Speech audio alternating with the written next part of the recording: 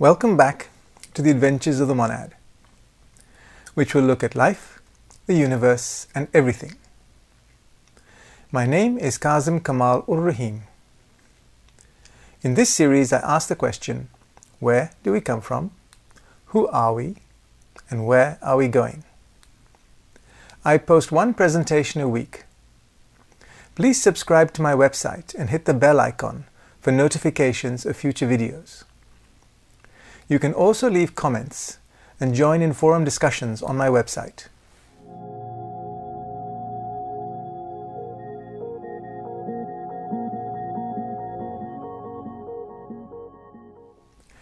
In the first of this series of presentations, I defined the difference between a plane and a world.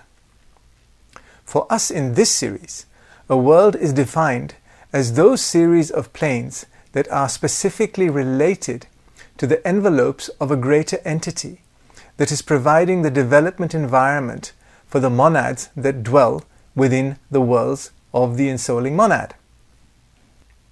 In our case, the planetary logos has three envelopes that surround the physical planet: the etheric, the emotional, and the mental envelopes.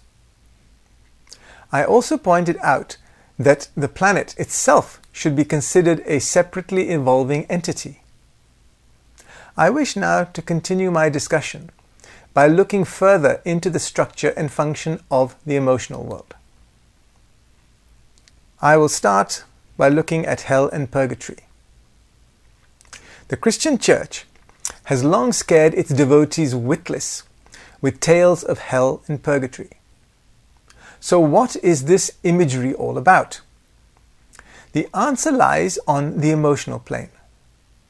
The lowest three emotional subplanes, 48.7 to 48.5, represent purgatory.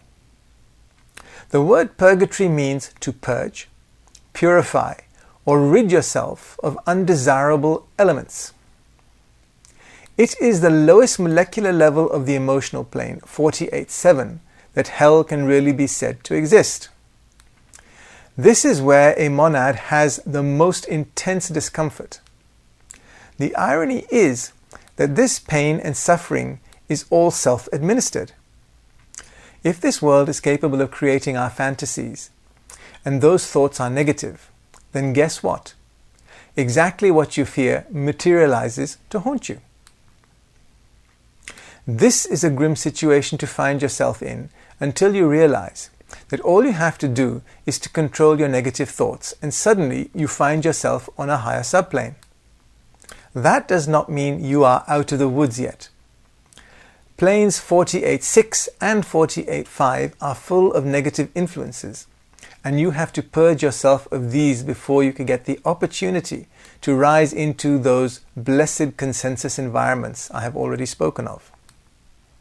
So, the stories are not exactly untrue, but a better understanding of what exactly is going on prepares a monad for dealing with this stage of their passage through the emotional world on the way back to their causal body.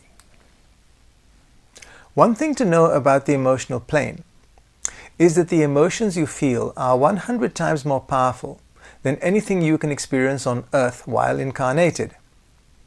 The reason for this is because there is no damping effect on the physical body. This is really bad news for any victim who has committed suicide or is a drug addict, a drunkard, or a heavy smoker. Individuals must remain on the lower subplanes until they have rid themselves of all the negative elemental essences that are clogging up the lower portion of the metaphorical Easter egg. I shudder at the thought of a suicide victim, because the utter despair that leads to this tragic event is only multiplied 100-fold until those demons are released from their emotional body. So to reiterate, it is only when you stop using elemental essences at the lowest levels, especially 48.7, that these elementals will diffuse out of your emotional envelope, allowing you to ascend to the next sublevel, 48.6. The monad eventually has little more than an empty emotional shell. It can then ascend to the mental plane. Hell does not exist in the objective sense, but it does very much exist in the subjective sense. You make it real for yourself. The only judgment that is passed is that of ourselves on ourselves. For this reason, a monad's initial journey into the emotional plane after death can seem like hell. But this is only for the souls that have addictive habits or intense negative emotions like guilt, regret, or hatred. Earth is the real hell, as it is where karma is made and paid for. Suffering only exists on planes 49.7 to 49.5 and 48.7 to 48.5. The good news is that once you are past purgatory, you are off the hook until your next incarnation. Okay, so now we have finally made it out of purgatory. What next? Well, we are entering subplanes 48.4 to 48.2. These are the famous consensus environments known as paradise. The New Jerusalem, the Elysian Fields, the Summerlands, or Valhalla. The point I'm making here is that it is not one paradise, but numerous different realms to suit the beliefs and expectations of its devotees. Life in these synthetic environments is pleasant, and your desires manifest before your eyes. But as I have already mentioned, all these pleasures eventually become monotonous, and you realize that you are living in a consensus environment. The subplane in which an individual begins its afterlife depends on the molecular content of its emotional body. Think of it as your buoyancy. If you have a lot of 48.7 and 48.6 molecules in your envelope, you will come to rest on the lower planes. Time spent on any emotional subplane depends on which plane a monad starts from. This can take from a month to a century. The emotional world has different regions, just like we find on Earth. Like attracts like, so similar beliefs are drawn together. Discarnate humans live in towns and cities created by their collective consciousness. Eating, sleeping, and drinking are not necessary, although I am sure you can imagine these things up for yourself if you choose to. The important thing to remember is that the emotional body cannot die. It can only be discarded. When it is, it no longer receives the energy that the focus of the monad on that subplane provides. The emotional body, therefore, will start to slowly decay once the monad has completely withdrawn its focus from it. Souls in the emotional world can interact with other souls in this world. They, however, cannot move objects in the physical world. They can pass through objects and other souls in their own world. Senses experienced in the emotional body are not just confined to the sense organs. The whole body sees and feels the environment around itself. You see in every direction at once. This is why the emotional plane is so disorientating for a temporary visitor from the 49th plane. The four spatial directions also allow you to see inside a body as well as its outer form. Communications on the 48th plane is halfway between speech and telepathy. Your thoughts are formed in a linear fashion and are purposely expressed to the environment around you. It is useful to know that mind reading is not possible on the emotional plane. You should also be aware of the fact that there are synthetic versions of people on the emotional plane that are still alive on the 49th plane. You can conjure up loved ones anytime you like and have them visit you. Imagine your mother-in-law visiting you and not having an argument. So, who can we expect to see when we arrive on the emotional plane?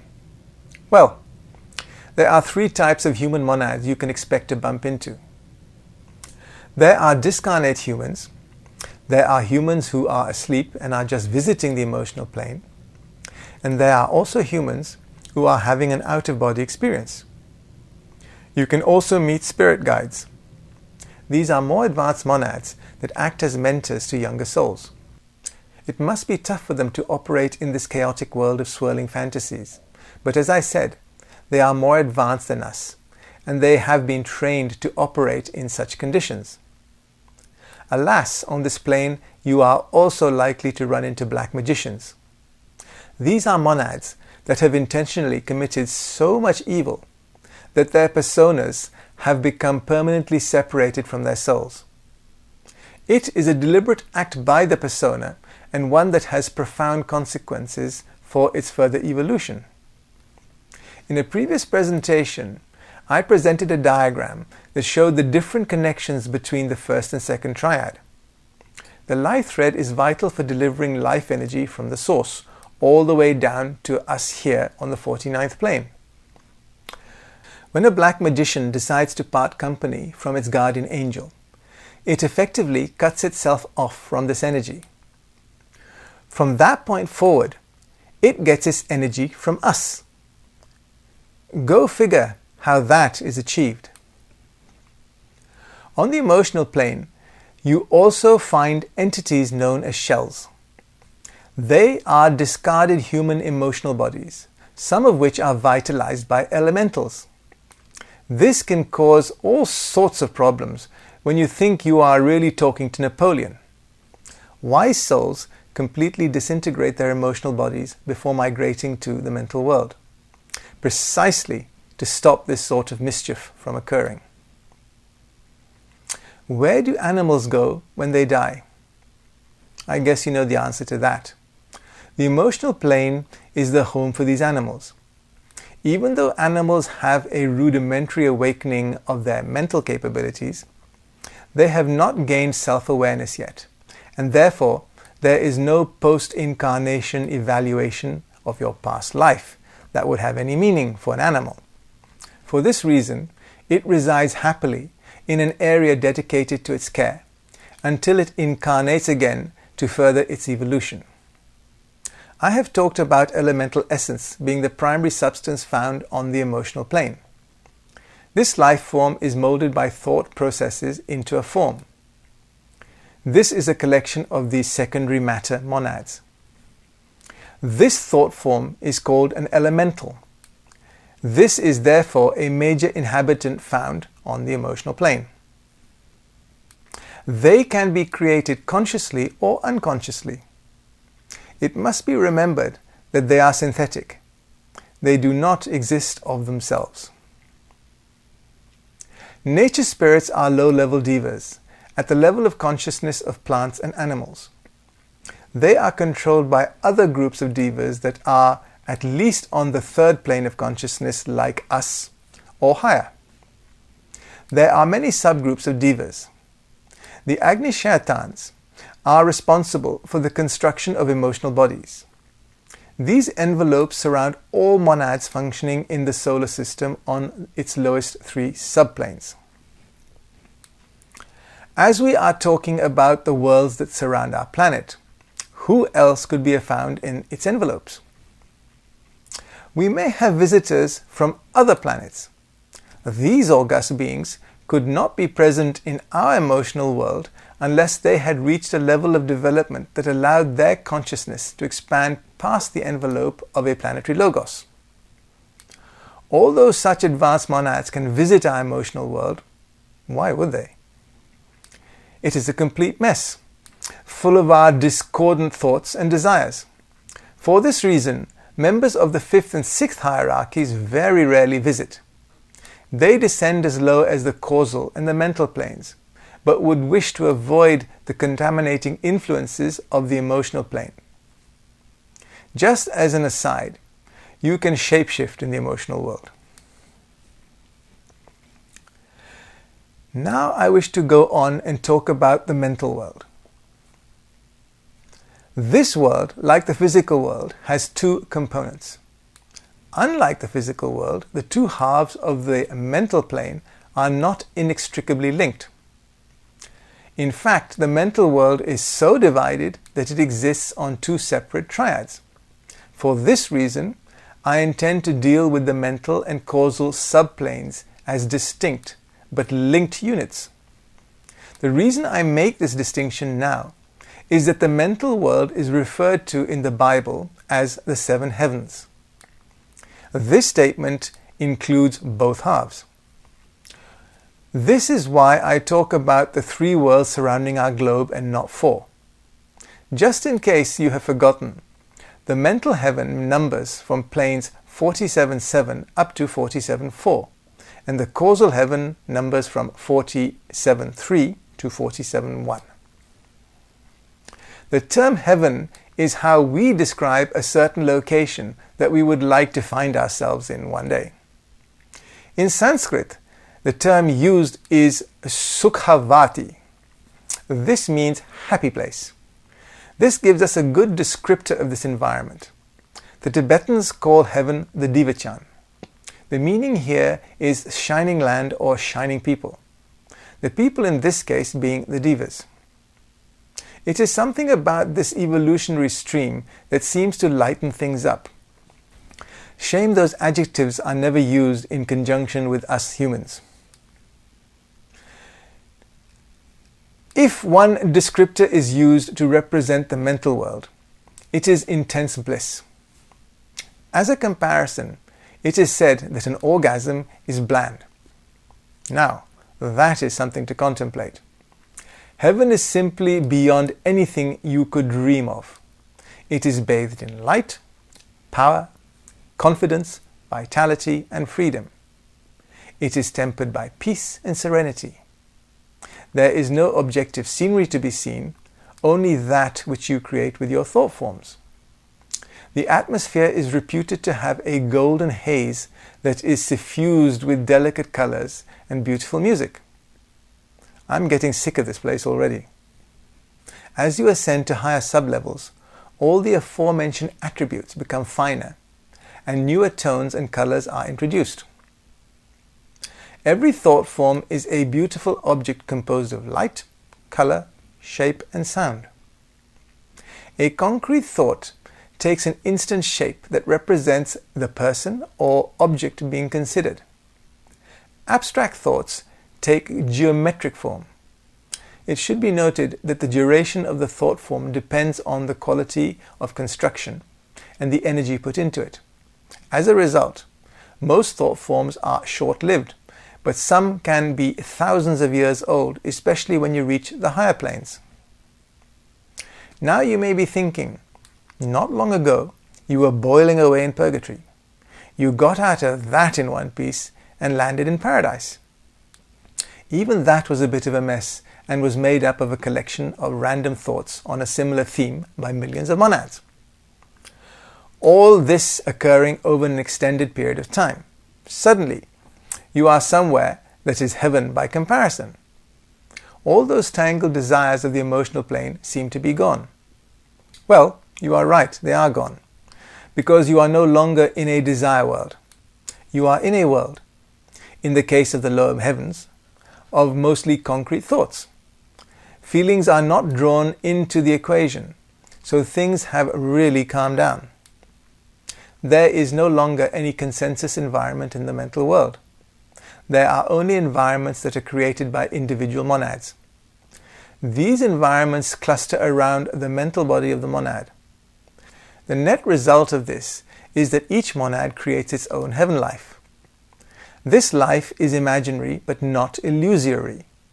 What is the difference? The mental world is one of thoughts, so you are imagining something.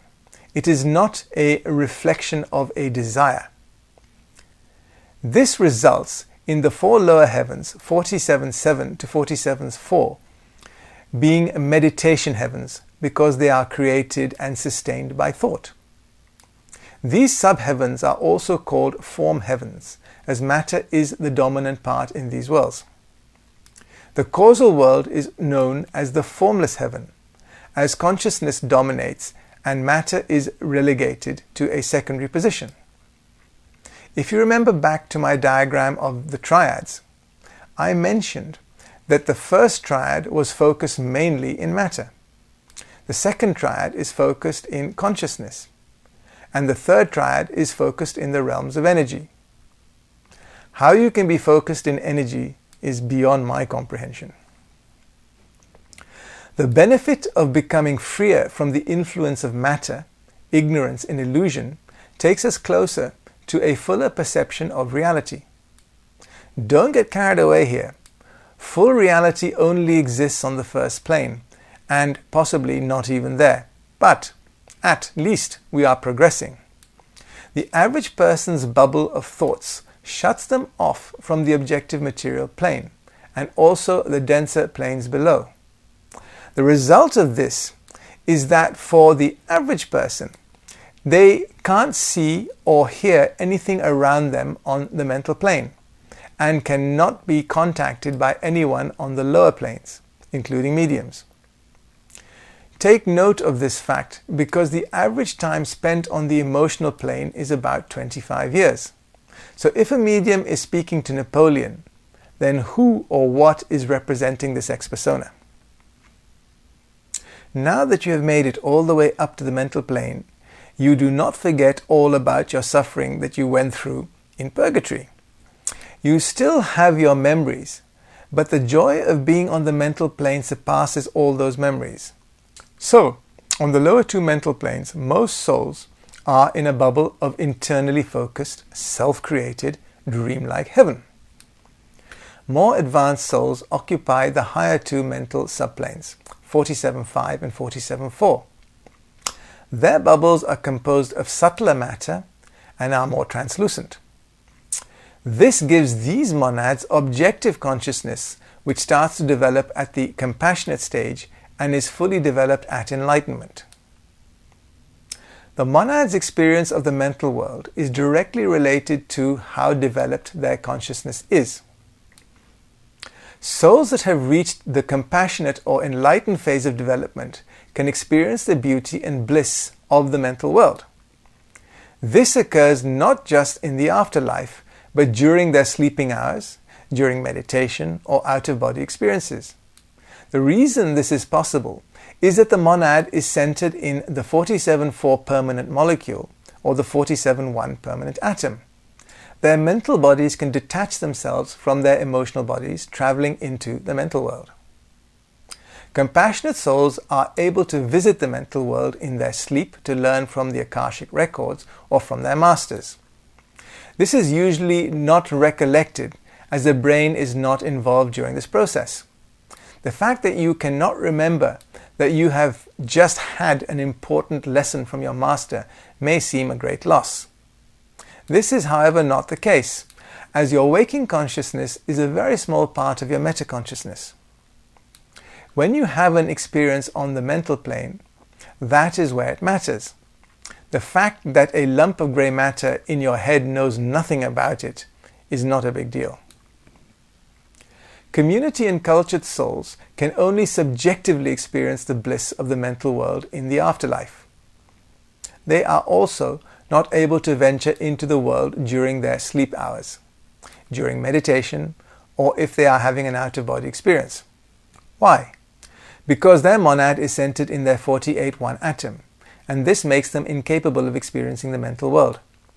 A major reason for this restriction is that their mental body itself cannot go beyond the emotional world, as it is entangled with it.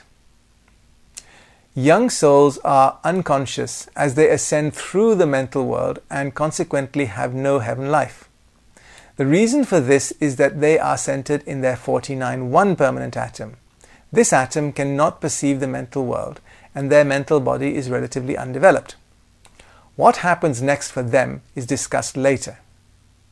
In my next presentation, I carry on my explanation of the mental world and then talk about the causal world as well.